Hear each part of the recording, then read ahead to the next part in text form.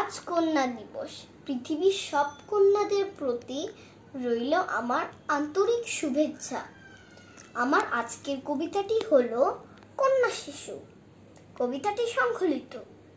কন্যা শিশু হলেই তুমি তেলে বেগুনে চলো, কোন পুরুষের গর্ভে তুমি জন্ম নিছো বলো? আজকে তুমি নিজে পুরুষ, সেই অবদান কার? নারীর পেটে জন্ম নিয়ে ধরছো নারীর ঘাড়। কোন শিশুটা পুরুষ হবে, কোন শিশুটা নারী? সৃষ্টিকর্তাই ঠিক করে দেন, ঠিক করে না নারী। কন্যা শিশুর দায়টা কেন নারীর ঘাড়ে দাও? অত্যাচারী পুরুষ তুমি, জাহান্নামে যাও। Thank you.